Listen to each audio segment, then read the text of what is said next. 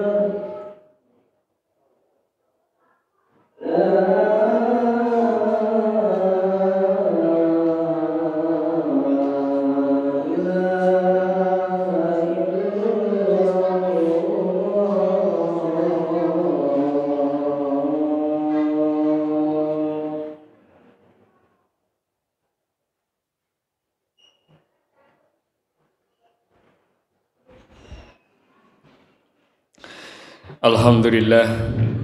Alhamdulillahi rabbil alamin. Innal hamdalillahi nahmaduhu wa nasta'inuhu wa nastaghfiruh. Wa na'udzu billahi min sururi anfusina wa min sayyiati a'malina. May yahdihillahu fala mudhillalah wa man yudlilhu fala hadiyalah. Asyhadu an la ilaha illallah wahdahu la syarikalah wa asyhadu anna Muhammadan abduhu wa rasuluh la nabiyya wa la rasula ba'dah. Allahumma salli wa sallim ala nabiyyina al-Mustafa Muhammadin sallallahu alaihi wasallam haitsu qala Allah ta'ala fi kitabil karim. A'udzu billahi minasyaitonir rajim. Ya ayyuhalladzina amanu taqullaha haqqa tuqatih wa la tamutunna illa wa antum muslimun. Wa qala ya ayyuhalladzina amanu taqullaha wa qulu qawlan sadida yuslih lakum a'malakum wa yaghfir lakum dzunubakum wa man yuti'illaha wa rasulahu faqad faza fawzan 'azima. Wa qala nabiyyuna al-Mustafa Muhammad sallallahu alaihi wasallam ittaqillaha haitsu ma kunta wa bi sayyi'atal hasanata tamhuha wa khaliqin nas bi khuluqin hasanin amma ba'du. Ma'asyiral muslimin wa zumratul mu'minin rahimani Allah wa iyyakum. Alhamdulillah, kembali mengucap rasa syukur atas berbagai macam limpahan nikmat yang hingga detik siang hari ini Allah masih curahkan kepada kita, sehingganya dengan nikmat-nikmat tersebut kita bisa menunaikan salah satu kewajiban di antara kewajiban-kewajiban yang telah Allah tetapkan bagi hamba-hambanya yang beriman, yaitu menunaikan rangkaian ibadah sholat Jumat secara berjamaah. Mudah-mudahan amal ibadah kebaikan yang kita lakukan khususnya di kesempatan siang hari ini dilihat dan dicatat oleh Allah Subhanahu wa taala sebagai salah satu daripada pemberat amalan kebaikan kita di sisi Allah Subhanahu wa taala. Salat serta salam semoga tetap tercurah kepada baginda Nabiullah Muhammad sallallahu alaihi wasallam, suri tauladan kita, qudwah kita, contoh kita, panutan kita dari segala aspek kehidupan yang kemudian telah Allah perintahkan bagi kita untuk mengikuti dan mengambil dari apa-apa yang telah diajarkan oleh baginda Nabi Muhammad sallallahu alaihi wasallam kepada kita. Dan mudah-mudahan kita bisa senantiasa meneladani dan juga mengamalkan contoh-contoh sunnah-sunnah yang diajarkan oleh baginda Nabi kepada kita hingga akhir daripada hayat kita masing-masing. Amin ya rabbal alamin. Ma'asyiral muslimin, jamaah sholat Jumat yang dirahmati Allah Subhanahu wa taala. Salah satu nasihat dari sahabat dari seorang ulama yaitu Al-Imam Ibnu Qayyim rahimahumullah terkait dengan barometer kualitas keimanan seseorang, dan beliau kemudian menyebutkan ciri daripada sholat yang dilakukan oleh orang-orang munafik. Sehingganya Al-Imam Ibnu Qayyim rahimahumullah menyebutkan setidaknya ada 6 ciri orang munafik di dalam sholat. Jadi jamaah yang dirahmati Allah Subhanahu wa taala, jangan kemudian kita merasa lega, jangan kemudian kita merasa aman meskipun kita sudah sholat, tetapi ada ternyata ciri-ciri yang di situ terindikasi dan masuk kategori orang munafik yang dia mengerjakan sholat. Padahal hakikatnya sholat itu hanya bermula dari takbiratul ihram dan kemudian kita akhiri dengan salam. Tetapi setidaknya ada 6 yang kemudian apabila itu terdapat dalam sholat seseorang, maka dia termasuk dalam kategori orang-orang munafik. Dan kita ketahui bersama bahwa orang munafik itu adalah Allah tempatkan khusus di landasan api neraka paling bawah, sehingganya neraka kaplingan yang paling bawah sudah Allah siapkan bagi siapa? Bagi orang-orang munafik. Innal munafikina fi darkil asfali minan nar. Sesungguhnya orang-orang munafik itu letaknya di landasan api neraka paling bawah. Memang kita sudah mengerjakan sholat, kita sudah berpuasa, kita sudah berhaji, kita mungkin sudah melakukan amalan-amalan perintah di dalam syariat yang lain, tapi tidak menutup kemungkinan kalau di dalam diri kita terindikasi sifat kemunafikan. Sehingganya jangan heran Orang munafik yang mereka sholat, orang munafik yang mereka berpuasa, orang munafik yang mereka juga berhaji. Bahkan di zaman Nabi orang munafik itu sampai melakukan amalan jihad, berperang di jalan Allah Subhanahu wa taala, yang itu dikatakan oleh baginda Nabi puncak amalan di dalam Islam. Kenapa mereka lakukan demikian? Tidak lain dan tidak bukan untuk menutupi kemunafikannya. Masyarul muslimin, jamaah sidang Jumat yang dirahmati Allah Subhanahu wa taala. Al-Imam Ibnu Qayyim menyebutkan bahwa sifat orang munafik di dalam sholat itu ada 6, dan kita sampaikan di kesempatan yang mulia ini hanya 1, yaitu salah satu daripada 6 ciri orang munafik di dalam sholat. Beliau menyebutkan tarku anil jamaah, yaitu dia mengerjakan tetapi dikerjakan tarku anil jamaah dengan tidak berjamaah. Khususnya bagi kita kaum laki-laki, bahwa kita diperintahkan mau di dalam Al-Quran maupun di dalam hal hadis untuk mengerjakan sholat, khususnya berjamaah itu secara berjamaah di masjid. Allah Subhanahu wa taala katakan, wa aqimus sholata wa atuz zakata warka'u ma'ar raki'in. Tunaikanlah sholat, dirikanlah sholat, tunaikanlah zakat, warka'u ma'ar raki'in. Rukuklah kalian bersama orang-orang yang ruku. Lebih jelas lagi, Nabi Shallallahu Alaihi Wasallam memperingatkan dalam sabdanya, Inna aqalla sholata 'alal munafikina. Sesungguhnya sholat yang paling berat dikerjakan bagi orang-orang munafik, sholatul isya wa sholatus subuh. Sholat isya dan sholat subuh. Walau ya'lamuna ma fihima. Sekiranya orang munafik itu mengetahui kadar pahala yang terdapat di dalam 2 sholat inilah atauhuma walau habwan. Pasti kata baginda Nabi, mereka itu akan mendatangi walau habwan, meskipun dalam kondisi merangkak. Para ulama menyebutkan habwan di situ adalah kasobi, seperti anak bayi yang dia rela merangkak untuk mendatangi kedua sholat itu, yaitu sholat isya dan sholat subuh, karena saking besarnya kadar pahala yang terdapat di 2 sholat ini. Terlebih lagi Nabi memperingatkan dalam hadis yang lain, ya, terkait dengan sholat jamaah 5 waktu. Nabi sampai menyebutkan dalam sabdanya, man shollalillah, dengan 4 kriteria. Barang siapa yang sholat ikhlas karena Allah, kriteria yang pertama. Kemudian yang kedua, arba'ina yauman, sholat itu kemudian dikerjakan selama 40 hari, fi jama'atin, syarat ketiga secara berjamaah.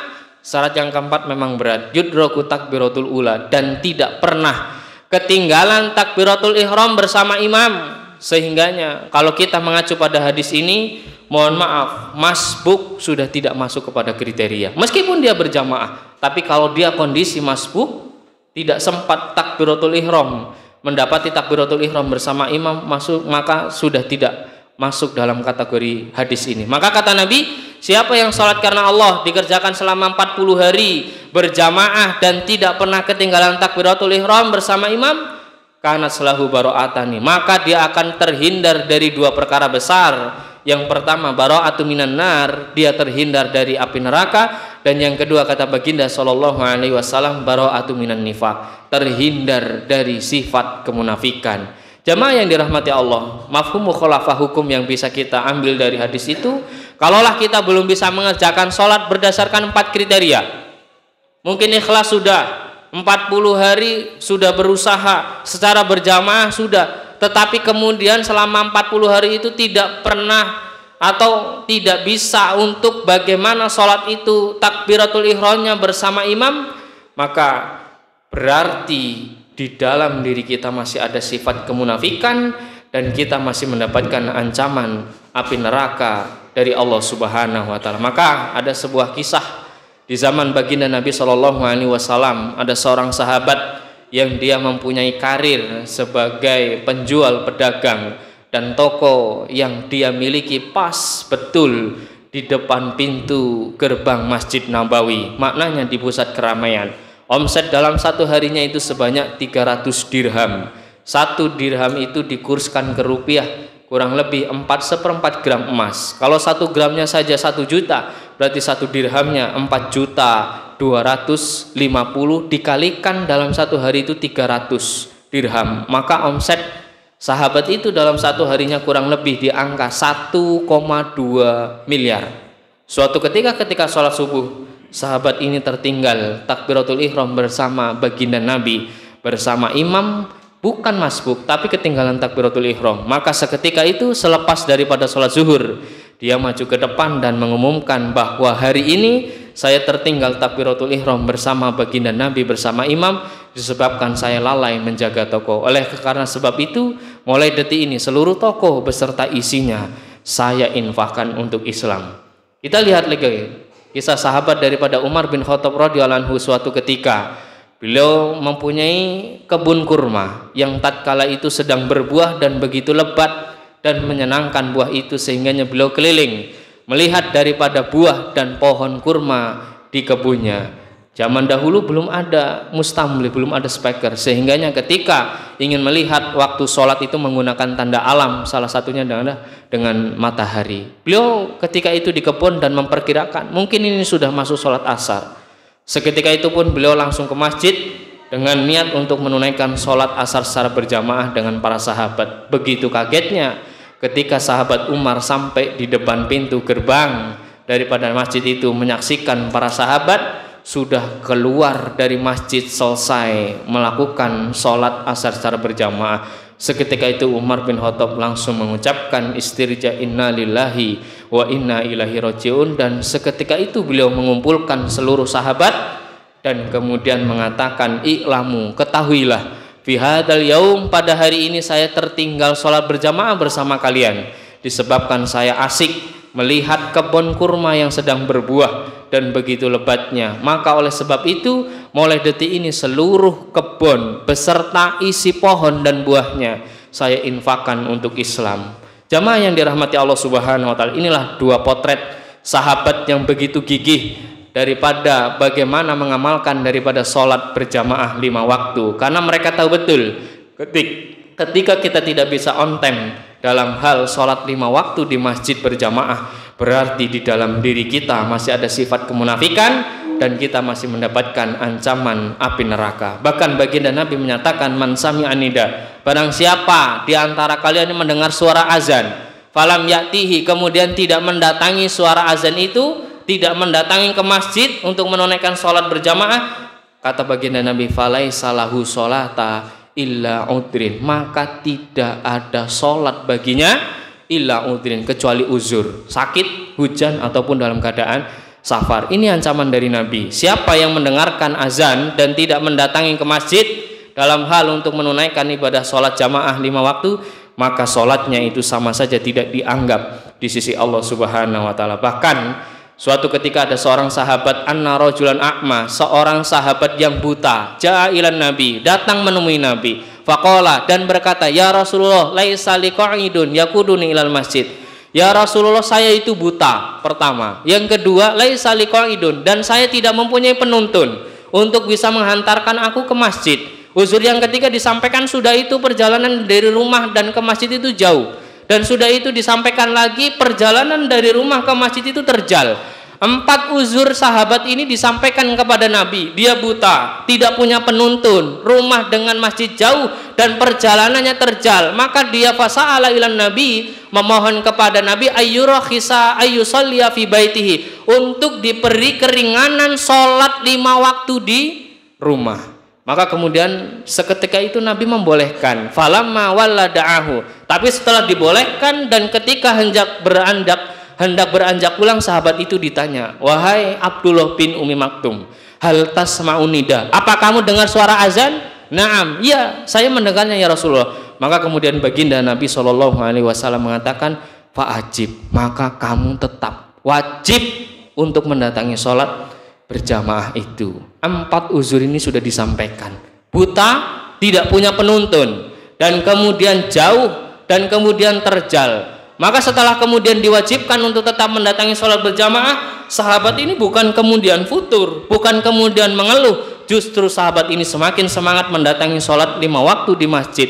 Maka suatu ketika sahabat Abdullah bin Umi Maktum ini mendatangi sholat subuh berjamaah di masjid, seketika itu dia jatuh dan kemudian terbentur badannya dengan batu, dan seketika itu berlumuran darah dari dalam tubuhnya, dan kemudian setan menggoda. Tetapi setan itu tidak berhasil menggoda, maka kemudian setan mengambil alternatif lain. Semenjak Abdullah bin Ummi Maktum terjatuh itu, seketika itu selalu ada orang yang menuntun Abdullah bin Ummi Maktum untuk pergi ke masjid mendatangi sholat jamaah. Ketika Abdullah bin Ummi Maktum bertanya, siapa kamu?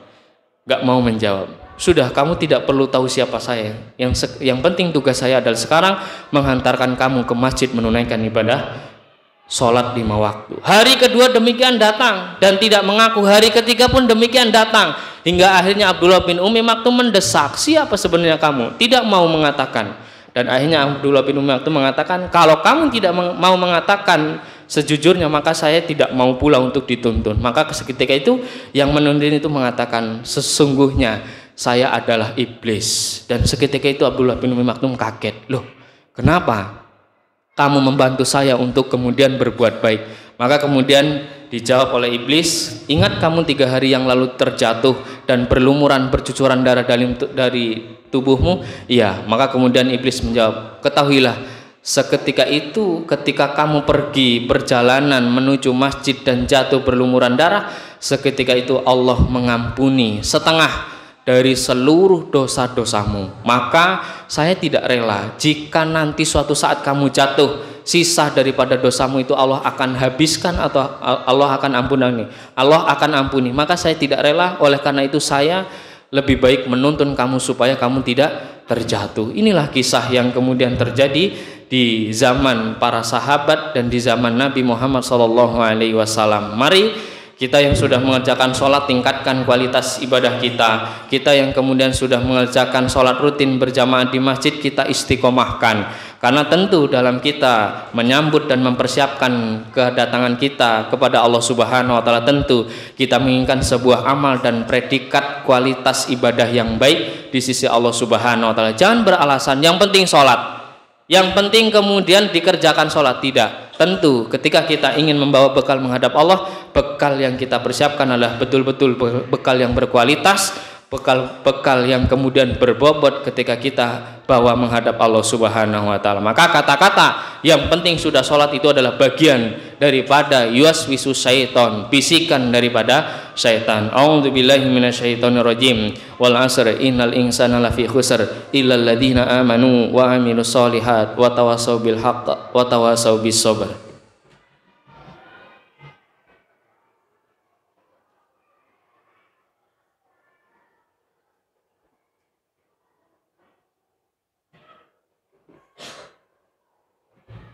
Alhamdulillahirabbil alamin. Assalatu wassalamu ala Rasulillah wa ala alihi wa ashabihi wa man tabi'ahum bi ihsanin ila yaumiddin. Qala Allah ta'ala, a'udzu billahi minasyaitonir rajim. Ya ayyuhalladzina amanu taqullaha haqqa tuqatih wa la tamutunna illa wa antum muslimun. Ma'asyiral muslimin, jamaah sidang Jumat yang dirahmati Allah Subhanahu wa Ta'ala. Melihat daripada sejarah para sahabat dan para pendahulu kita terkait dengan ibadah, khususnya dalam hal sholat berjamaah, mereka betul-betul memperhatikan, karena mengingat salah satu barometer melihat kualitas keimanan seseorang, ada kemunafikan atau tidak dan masih mendapatkan ancaman api neraka atau tidak, salah satunya adalah dilihat daripada sholat berjamaah 5 waktunya bagi laki-laki. Kita melihat salah satu kisah lagi, di zaman Nabi ada seorang sahabat yang bernama Sya'ban. Salah satu ciri khas yang ketika itu di zaman Nabi terjadi terkait dengan sahabat Sya'ban ini, dia selalu berada di saf terdepan di sebelah kanan. Selalu dalam 5 waktu kali sholat. Maka suatu ketika bukan berarti dia mengapling, tetapi kenapa demikian? Karena dia selalu berada di orang yang paling pertama dalam pelaksanaan sholat jamaah, dia yang paling pertama mendatangi. Suatu ketika sholat subuh, Nabi masuk masjid dan tidak mendapati Sya'ban ini di pojok kanan paling depan di saf pertama. Maka seketika itu Nabi bertanya, siapa di antara kalian yang tahu Sya'ban? Kok tidak nampak pagi ini? Kami tidak ada yang tahu ya Rasulullah. Kemudian Nabi bertanya lagi, siapa di antara kalian yang tahu rumahnya? Saya ya Rasul. Di mana? Jauh ya Rasul. Bahkan sampai di dalam riwayat Nabi menunda pelaksanaan sholat subuh itu untuk menunggu daripada sahabat Sya'ban yang diperkirakan oleh Nabi masih dalam perjalanan. Maka setelah menunggu beberapa saat, sahabat Sa'ban ini tidak nampak dan akhirnya Nabi memutuskan untuk menegakkan dan memulai daripada pelaksanaan sholat subuh. Selepas daripada sholat subuh, Nabi pun melihat jamaah para sahabat dan tidak didapatilah sahabat Sa'ban. Maka Nabi pun bertanya kembali, siapa di antara kalian yang tahu daripada rumah sahabat Sa'ban ini? Ada salah seorang yang kemudian mengetahui, dan kemudian seketika itu Nabi, mari kita berkunjung ke rumahnya. Saya khawatir ada sesuatu pada sahabat Sa'ban ini. Diriwayatkan selepas sholat subuh Nabi berangkat ke rumah Sa'ban. Sampai di rumah daripada Sa'ban itu Nabi sampai pertengahan sholat duha. Diperkirakan itu jam 8 sampai setengah 9. Kalaulah subuh jam 5, sampai di rumah Sa'ban itu jam 8. Kurang lebih perjalanan 3 jam. Setelah sampai di rumahnya, Nabi mengetok pintu dan berkata, Assalamualaikum. Waalaikumsalam. Yang jawab adalah seorang perempuan, istri daripada Sa'ban itu. Kemudian Nabi bertanya, benar ini rumah daripada Sa'ban? Benar wahai Nabi. Di mana Sa'ban? Kok pagi ini tidak nampak di masjid di shaf pertama? Kemudian istrinya pun menjawab, ya Rasulullah, sesungguhnya suamiku, sesungguhnya Sa'ban tadi malam telah meninggal dunia. Zaman dulu itu belum ada media komunikasi. Maka Nabi begitu kagetnya. Tapi setelah itu kemudian istrinya mengatakan, ya Rasulullah, tapi ada yang aneh. Ketika suamiku itu dalam kondisi sakaratul maut, bukan kalimat tauhid yang keluar dari lisan suamiku, tapi kemudian istrinya menceritakan 3 kalimat yang diucapkan oleh suamiku secara berturut-turut. Nabi kemudian bertanya, apa itu? Kemudian istrinya mengatakan, suamiku ketika detik-detik ajal sakaratul mautnya, dia mengucapkan perkataan aduh sebanyak 3 kali. Maka ini ada apa, wahai Nabi? Maka kemudian Nabi pun sambil menunduk dan mengatakan, insya Allah suamimu itu meninggal dalam keadaan husnul khotimah. Bagaimana bisa ya Rasulullah? Iya, ketika dalam kondisi sakaratul maut, kalimat yang pertama diucapkan suami adalah perkataan aduh. Kenapa? Ketika dalam kondisi sakaratul maut, Allah sudah nampakkan ganjaran pahala dari suamimu pergi melakukan sholat jamaah ke masjid yang ditempuh kurang lebih, para ulama mengatakan 3 jam. Seketika itu pun suamimu merasakan penyesalannya begitu mendalam sehingga mengatakan, aduh, kenapa tidak lebih jauh lagi rumahku dari masjid itu? Padahal jalan yang ditempuh adalah 3 jam perjalanan. Kemudian aduh yang kedua, Nabi mengatakan, suatu ketika suami bepergian dan membawa sepotong roti. Di tengah perjalanan dia mendapati orang yang kelaparan, dan seketika itu orang itu meminta kepada suamimu dan diberikan sepotong daripada setengah roti itu kepada orang yang kelaparan. Dan seketika itu dalam kondisi sakaratul maut, suami pun dinampakkan ganjaran pahala daripada memberi setengah dari sepotong roti itu. Dan seketika itu suami mengatakan, aduh, kenapa tidak semua roti yang saya berikan itu kepada orang yang kelaparan? Dan yang ketiga, suatu ketika suamimu pergi melakukan sholat perjalanan menuju masjid untuk menunaikan sholat subuh di musim dingin. Jadi kalau kita kalkulasikan di Indonesia subuh jam 5, jam 2 malam Sa'ban itu sudah setar berangkat menuju masjid. Ketika malam itu menuju masjid dalam kondisi musim yang dingin, maka suamimu memakai pakaian yang berdobel-dobel dan berlapis-lapis, dan di tengah perjalanan dia mendapati ada orang yang kedinginan dan meminta pakaian kepadamu, kepada suamimu. Dan seketika itu suamimu memberikan pakaian yang paling luar. Dan seketika itu dalam kondisi sakaratul maut, suamimu sudah dinampakkan ganjaran pahala dari memberi baju yang diberikan kepada orang yang kedinginan. Dan suamimu memberi pakaian yang paling luar dan paling jelek. Seketika itu pun dia mengucapkan, aduh, kenapa tidak pakaian yang paling bagus yang saya berikan? Karena dengan wasilah itu orang yang kedinginan itu tidak meninggal dunia berkat wasilah pertolongan suamimu. Jadi ini jamaah yang dirahmati Allah Subhanahu wa taala, sudah menempuh perjalanan kurang lebih 3 jam. Itu pun dia masih ada rasa penyesalan, kenapa tidak jauh lagi? Ya kalau kita kalkulasikan jalan kaki 3 jam minimal itu adalah 10 kilo, perjalanan. Maka ini kisah-kisah zaman terdahulu para sahabat yang kemudian menjadi motivasi buat kita, bagaimana kegigihan mereka dalam konsekuensi dan komitmen melakukan dan mengamalkan amalan-amalan yang telah disyariatkan oleh Allah maupun baginda Nabi Muhammad SAW. Mudah-mudahan kita senantiasa diberikan keistiqomahan untuk senantiasa melakukan dan mengerjakan perintah-perintah dari Allah Subhanahu wa taala, dan juga diberikan kemampuan untuk meninggalkan setiap apa yang menjadi larangan bagi kita dari Allah Subhanahu wa taala. Mari kita akhiri pada pertemuan yang mulia ini dengan bermunajat memohon kepada Allah Subhanahu wa taala agar kiranya Allah senantiasa memberikan taufik, hidayah dan inayahnya kepada kita semua. A'udzubillahi minasyaitonirrajim. Bismillahirrahmanirrahim. Innallaha wa malaikatahu yusholluna 'alan nabi. Ya ayyuhalladzina amanu shollu 'alaihi wa sallimu taslima. Allahumma sholli wa sallim wa barik ala sayyidina Muhammad abdika wa nabiyyika wa rasulika nabiyil ummiyyin wa ala alihi wa sahbihi ajma'in. Hamdan syakirin, hamdan na'imin, hamdan yu'afi ni'mahu wa yukafi'u mazidah. Ya Rabbana lakal hamdu kama yanbaghi li jalali wajhikal karimi wa 'azimi sultani. Allahumma Rabbana lakal hamdu anta qayyumus samawati wal ardi wa man fihin, wa lakal hamdu laka mulkus samawati wal ardi wa man fihin, wa lakal hamdu nurus samawati wal ardi. Allahumma lakal hamdu kulluh wa lakas syukru kulluh wa ilaika yurja'ul amru kulluh. Allahumma ighfir lil muslimina wal muslimat wal mu'minina wal mu'minat al ahya'i minhum wal amwat innaka sami'un qaribun mujibud da'wat fa ya qadiyal hajat. Allahumma ighfir lana wa li walidaina. Allahumma ighfir lana wa li walidaina. Allahumma ighfir lana wa li walidaina. Wahai Allah, ampunilah dosa-dosa kami. Wahai Allah, ampunilah dosa-dosa ayah kami.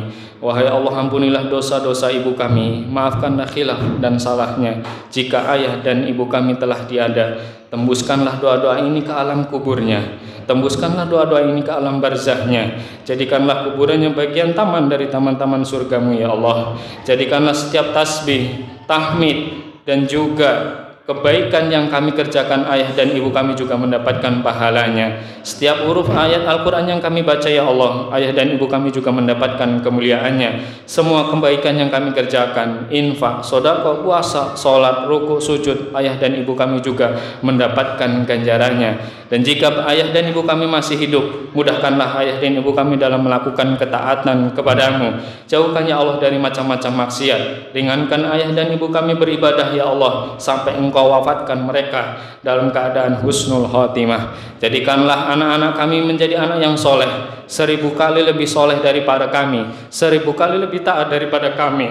Wahai Allah, ampunilah dosa-dosa kami. Allahumma ighfir lana wa li walidaina warhamhuma kama rabbayana shaghira. Wahai Allah yang mengabulkan doa, orang-orang yang berdoa yang tidak pernah mengecewakan hamba-hambanya, yang menengadahkan tangan, yang sungguh-sungguh meminta kepadamu, kabulkanlah setiap hajat dan doa yang kami minta. Rabbana atina fid dunya hasanah wa fil akhirati hasanah wa qina adzabannar. Rabbana taqabbal minna innaka antas samiul alim wa tub alaina innaka antat tawwabur rahim. Wa sallallahu ala nabiyyina Muhammadin wa ala alihi wa sahbihi wa sallim walhamdulillahi rabbil alamin. Aqimus shalah.